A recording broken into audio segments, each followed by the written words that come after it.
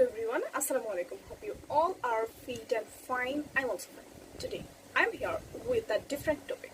সাধারণত আমাদের প্রত্যেকেরই একটা প্রশ্ন যে আমরা যারা এক্সট্রিম লেভেলের সফল ব্যক্তিত্ব তাদের সারাদিন দেখি আমরা চাঙ্গা, তো এই ক্ষেত্রে তারা কিভাবে সেটা মেনটেন করে। তো আজকের ভিডিওতে এই 7টা টপিকসের মাধ্যমে আপনি বুঝতে পারবেন কিভাবে আপনিও নিজেকে চাঙ্গা রাখতে পারেন সারাদিন।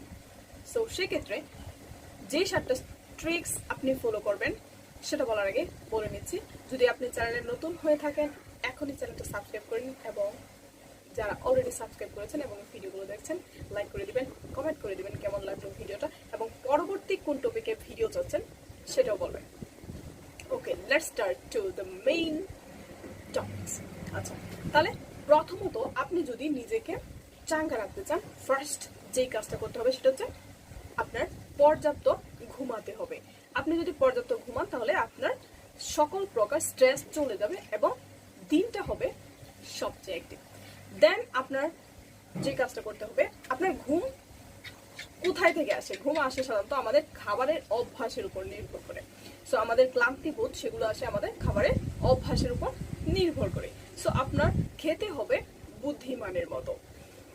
দেন আপনাকে যে কাজটা করতে হবে সেটা হচ্ছে ঘন্টা আপনি পরপর একটু নাড়াচাড়া করে তারপর আবার আপনার যে কাজটা সেটা করতে বলবেন, তাহলে সেখানে কোনো ক্লান্তিবোধ আসবে না। এরপর হচ্ছে আপনি একটু রোদে দাঁড়াবেন। সকালে আপনার সকালটা শুরু হবে সূর্যের সাথে দেখা করে বা প্রকৃতির সাথে দেখা করে।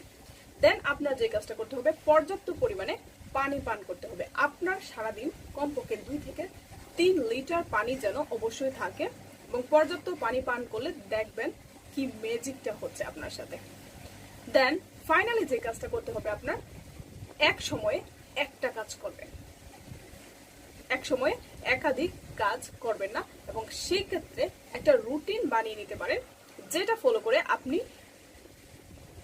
একটা অ্যাক্টিভ ডে পার করতে পারেন এবং আপনার দিনটাকে সর্বোচ্চ ব্যবহার করতে পারেন।